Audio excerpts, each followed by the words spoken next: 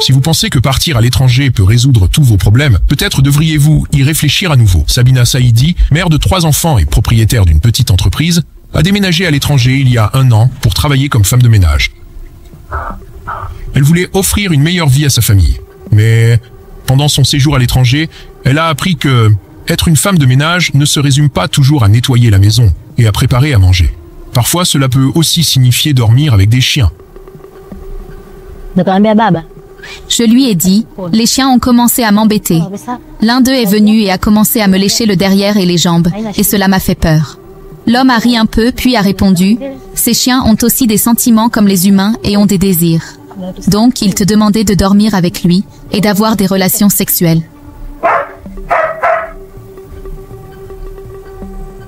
Si vous pensez avoir vu le côté le plus sombre du monde et ce qui se passe là-bas, alors vous devriez reconsidérer.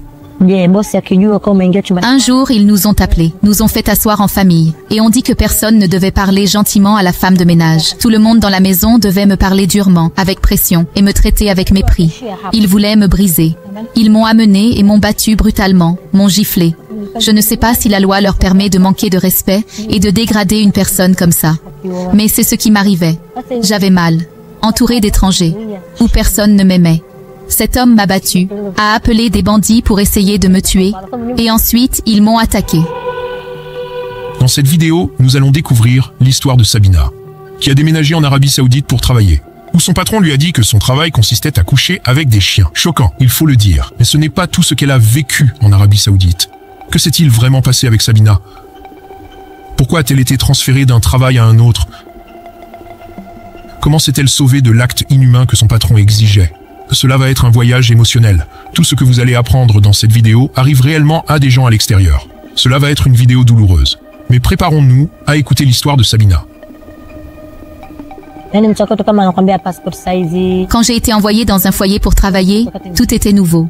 Honnêtement, je n'ai apprécié le travail que pendant 2 ou 3 semaines. Les problèmes ont commencé quand j'ai réalisé que la femme pour laquelle je travaillais vivait dans la maison avec son mari et ses nombreux fils adultes. Il y avait beaucoup de tentations. Parfois, je rentrais et je les trouvais allongés et le mari commençait à me toucher. J'étais choquée par ces actions.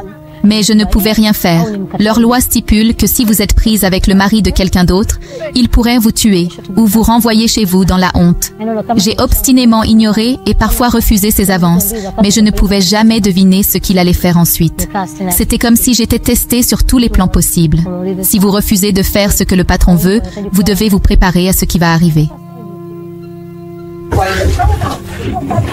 Puisque vous avez fait face à de tels défis peu après avoir commencé à travailler, comment avez-vous réussi à rester intact dans un tel endroit? Les hommes de cette maison essayaient tout pour me frustrer au plus profond de moi.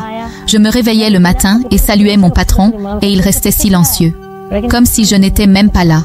Si je faisais quelque chose de bien, il ne le mentionnait pas ou le mentionnait avec dégoût, pour que le bien que j'avais fait perde son essence. Il essayait de me frustrer. Mais j'étais claire sur ce que je voulais, et je savais comment me comporter pour ne pas être renvoyée.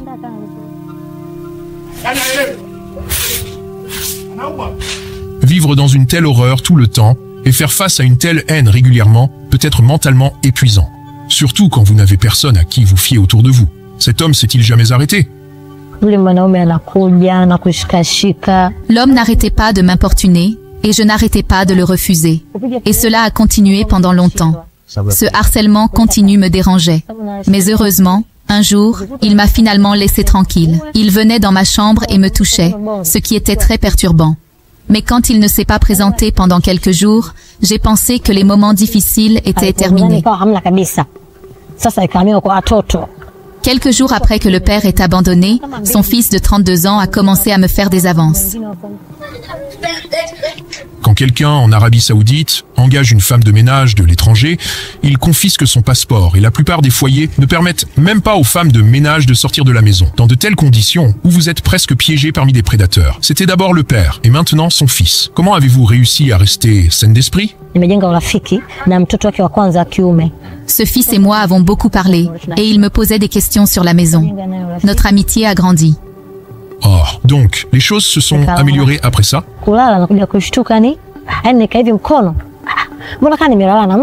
Un jour, après avoir prié, quand je me suis couchée, j'ai senti quelqu'un mettre son bras autour de moi et j'ai été très choquée. Qui était là? J'ai regardé et j'ai vu que c'était le fils du patron, le seul homme qui était gentil avec moi dans cette maison. Je l'ai réveillé et lui ai demandé « Qu'est-ce qui ne va pas chez toi? Pourquoi es-tu ici dans ma chambre à cette heure-ci » Je lui ai dit de partir. Je lui ai même dit que s'il ne partait pas, je devrais crier à l'aide. Il m'a dit qu'il avait fait une erreur et a demandé pardon, disant que cela ne se reproduirait plus.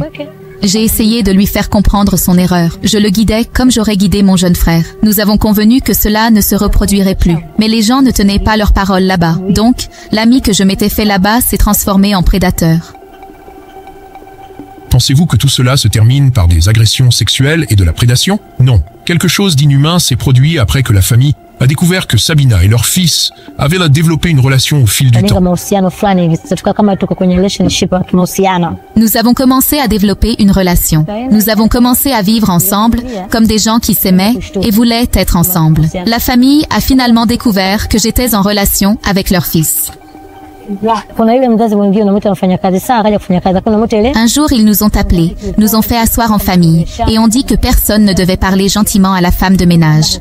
Et ont dit à tout le monde dans la maison de me parler durement, avec pression, et de me traiter avec mépris. Ils voulaient me briser.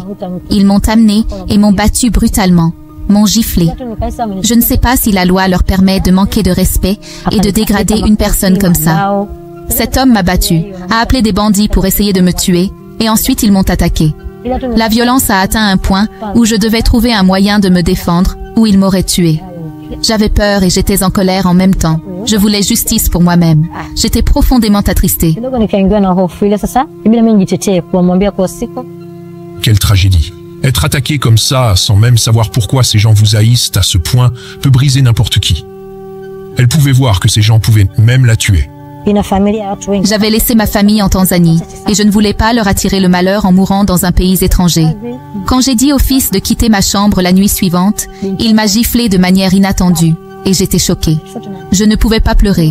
J'ai crié fort, puis j'ai baissé la tête et j'ai pleuré, priant mon Dieu, le seul qui me restait. Faire cela demande du courage, surtout dans un environnement où vous savez que même si vous faites tout comme il faut, ils peuvent vous faire du mal. Au fil des jours, la haine de la famille à mon égard a atteint un point où j'ai demandé à être transférée à un autre travail, pensant que peut-être mes problèmes diminueraient en faisant cela. Cela semble être une chose audacieuse à faire, mais c'était un pari, parce que vous ne savez jamais ce qui vous attend. Mais je suppose que c'était la seule façon d'échapper à votre environnement de mort.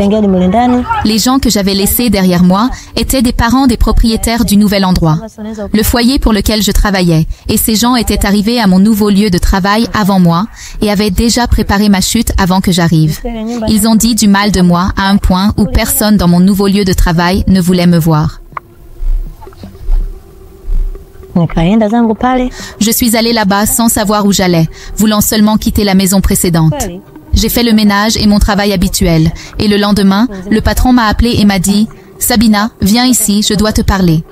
Je suis allée et me suis assise. Et elle m'a dit « Nous devons te déplacer d'ici à cause de ce que nous avons entendu sur ce que tu as fait à ton précédent travail. » Oh non, cela aurait brisé son cœur. Ces anciens propriétaires qui voulaient la tuer. Ici, ils ont ruiné sa chance d'avoir un meilleur et plus calme moment en Arabie Saoudite. J'étais découragée, mais je ne pouvais rien faire contre la situation. Je leur ai juste demandé de me transférer dans un meilleur endroit. Je n'étais pas prête à revivre ce que j'avais vécu dans mon précédent lieu de travail. Elle m'a rassurée, disant qu'elle m'aiderait certainement. Elle m'a dit de bien faire mon travail de ménage, de laver mes vêtements et de me préparer à partir le lendemain matin. Elle semble être une gentille dame. Mais la bonne chose, c'est que Sabina n'a pas été transférée dans la maison de son ancien propriétaire. Quand je suis arrivée dans la nouvelle maison, j'ai trouvé que c'était un endroit très agréable. Ma chambre était aussi très agréable et j'ai emménagé sans aucun problème. Quand je suis arrivée, ils m'ont donné 1 semaine de repos avant de commencer à travailler, parce qu'il y avait un autre travailleur masculin qui partait et une autre travailleuse. Donc, je suis devenue la 3e travailleuse. J'ai passé toute la semaine à manger et à ne rien faire, sans savoir quel serait mon travail. Ensuite, j'ai entendu que la travailleuse avait été transférée à un autre travail et que le travailleur masculin partait le lendemain. Après avoir fait face à des situations extrêmes dans son dernier lieu de travail, Sabina aurait dû se sentir détendue après une bonne pause. Enfin, quelqu'un la traitait comme un être humain. Ces gens la traitaient-ils vraiment comme un être humain?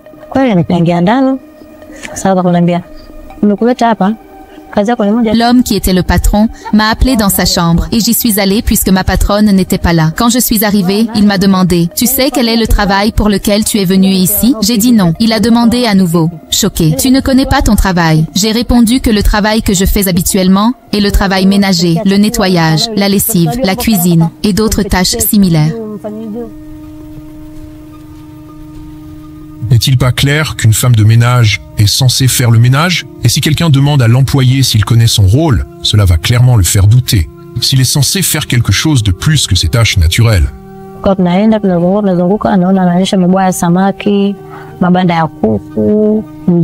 a commencé à me montrer son entreprise d'élevage. Des poissons, des canards, des pigeons, et enfin, il m'a emmené à la maison des chiens, qui était conçue comme une maison pour les humains. Nous sommes entrés et j'ai vu 4 chiens. Il m'a alors dit, donc je t'ai amené ici pour dormir avec ces chiens. Quand il m'a dit que mon travail était de dormir avec les chiens, mon esprit n'a pas immédiatement compris ce qu'il voulait dire par là. Pendant une seconde, j'ai pensé que c'était une sorte de blague. Je lui ai demandé, dormir avec eux de quelle manière? Il a répondu, tu les nourriras, les nettoieras et t'occuperas d'eux. Sans trop réfléchir, j'ai rapidement accepté, parce que je pensais que le travail était très facile. C'était simplement s'occuper des chiens. C'est ce que je pensais. Dormir avec des chiens, n'est-ce pas une phrase effrayante à entendre? La première semaine, j'ai trouvé le travail très facile et les chiens ne posaient pas de problème. Ils étaient très propres et se comportaient comme des humains. Cependant, je ne dormais pas dans la maison des chiens comme il l'avait prévu, mais plutôt sur le porche de la maison des chiens. Je me réveillais, les nettoyais, puis allais dans la maison principale parce que les animaux étaient gardés dans la petite maison. Cela semble être une tâche facile et un travail confortable. Je suppose que cela aurait été un moment de détente. Après quelques jours, quelque chose d'étrange s'est produit. Les chiens ont commencé à chercher à dormir avec moi ou à avoir des activités sexuelles. Quoi? Des chiens? Montrant des désirs sexuels pour un humain? En préparant le thé, je me suis approchée de l'homme et lui ai dit « Papa, j'ai un problème sérieux dont je veux te parler. » Il a demandé « Quel est le problème ?» Je lui ai dit, les chiens ont commencé à m'embêter. L'un d'eux est venu et a commencé à me lécher les fesses et les jambes, et cela m'a fait peur. L'homme a ri un peu puis a répondu, ces chiens ont aussi des sentiments comme les humains et ont des désirs. Donc, il te demandait de dormir avec lui et d'avoir des relations sexuelles. J'étais choquée et j'ai demandé, une personne peut-elle avoir des relations sexuelles avec un chien? Je ne savais même pas qu'un tel acte était possible. Il m'a rappelé, tu te souviens quand je t'ai dit que ton travail était de dormir avec les chiens? J'ai répondu oui et il a précisé, je ne parlais pas seulement de dormir avec eux, mais aussi d'avoir des relations sexuelles. J'étais terrifiée. Il a dit tout cela avec un visage impassible, comme si c'était naturel. J'ai demandé, comment une personne peut-elle coucher avec un chien? En plus, j'ai vu qu'ils sont tous mâles. Cela signifie-t-il que je devrais avoir des relations avec les 4? Il a répondu, oui, tu commenceras avec celui qui t'a touché, puis les autres suivront. Comment cet homme peut-il imposer un travail aussi inhumain à Sabina sans son consentement? Comment personne ne l'a averti de ce dans quoi elle s'engageait? Personne ne peut imaginer la peur qu'elle a dû ressentir dans cette situation. Je n'ose même pas imaginer ce qui lui traversait l'esprit à ce moment-là. J'étais sans voix et j'ai baissé la tête, me demandant où je pourrais le dénoncer. J'ai pensé à aller voir les voisins pour signaler ce qu'il me demandait. Je suis restée assise environ 1 heure, cherchant une réponse à lui donner.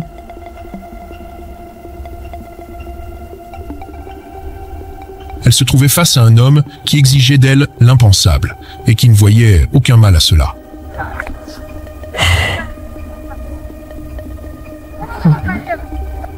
J'avais besoin de temps pour planifier ma fuite. En attendant, je devais rester dans leur bonne grâce. Alors, je lui ai demandé, quand dois-je faire ces choses avec les chiens? À n'importe quel moment. Il a répondu, oui, à tout moment. Après un moment, je lui ai dit, s'il te plaît, donne-moi 2 jours pour y réfléchir.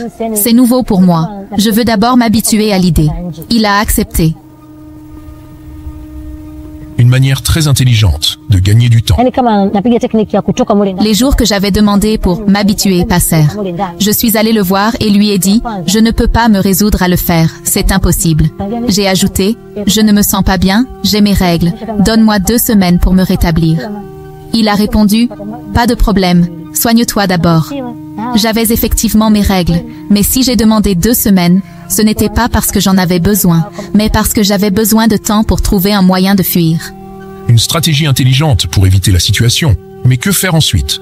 Durant ce temps, je me suis familiarisée avec le quartier. Un jour, mon employeur m'a dit « Je pars, mais ne laisse entrer personne sauf nous à notre retour ». J'ai acquiescé. Ce jour-là, après son départ, j'ai rassemblé mes affaires, sans savoir qu'il avait laissé des gardes pour me surveiller. J'étais sur le point de partir lorsque 2 gardes m'ont attrapé, ramené à l'intérieur et enfermé dans une pièce nauséabonde, sans air. Respirer était difficile. Or, lorsqu'une domestique tente de s'échapper en Arabie Saoudite, ses employeurs peuvent lui infliger des traitements inhumains, voire pire.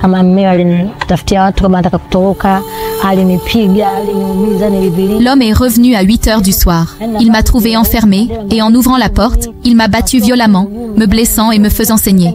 Après m'avoir brutalement frappé, il m'a dit « C'est ton premier et dernier avertissement, ne recommence pas ». J'ai supplié son pardon pour sauver ma vie. Il m'a pardonné et m'a laissé sortir. Il avait encore un peu d'humanité. Il ne m'a pas renvoyé dans la pièce des chiens, mais dans la chambre où je dormais depuis mon arrivée. J'y suis restée 1 semaine.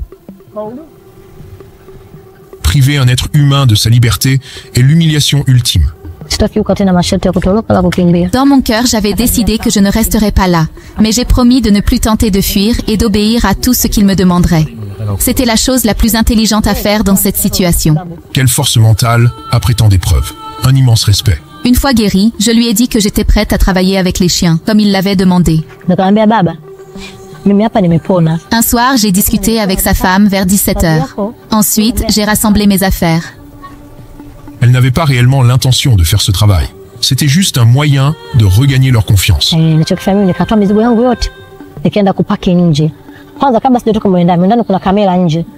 Mais des caméras surveillaient tous mes mouvements. Heureusement, j'ai réussi à faire sortir mes bagages de la maison. Le lendemain matin, je lui ai dit « Papa, nous n'avons plus de provisions ».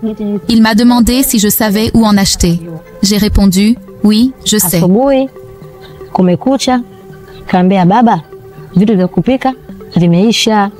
Il m'a donné de l'argent et je suis allée récupérer mes bagages là où je les avais cachés. Puis je me suis rendue aux autorités et leur ai tout raconté, ce que j'avais vécu, où j'habitais et le nom de mon employeur. Ils n'en revenaient pas. Les autorités m'ont aidé à acheter un billet de retour et je leur en suis reconnaissante. Ils m'ont donné 2 millions de shillings tanzaniens, mon passeport, et j'ai pu rentrer chez moi en Tanzanie. Son courage et son sang-froid dans une situation aussi tendue sont remarquables. Toute cette brutalité et cette inhumanité n'ont pas réussi à la briser. Je suppose que ses enfants et ceux qui l'attendaient au pays lui ont donné la force de tenir bon. Ma famille m'a accueillie chaleureusement, sans savoir par quoi j'étais passée. Ils étaient simplement heureux de me voir vivante. Et mes enfants aussi. Mon voyage à l'étranger a commencé avec une femme qui aidait les gens à obtenir un emploi et un visa. Elle m'a conseillé sur les documents et les tests nécessaires et m'a accompagnée dans la procédure pour 70 000 shillings. Elle a rempli tous les formulaires, mais elle a oublié de me dire la réalité de la vie là-bas. Après tout ce temps passé avec Sabina, j'ai compris l'importance de la famille. J'ai appris que l'abandon n'est jamais une option quand des êtres chers nous attendent. Aucune humiliation, aucun coup, aucune brutalité ne peut empêcher une personne de se sauver lorsqu'elle est déterminée à retrouver les siens. Il n'existe pas de héros plus grand qu'une femme prête à tout endurer pour survivre et rentrer chez elle. Peu importe combien ce monde tente de vous écraser, vous pouvez toujours vous relever et triompher, même dans les pires conditions.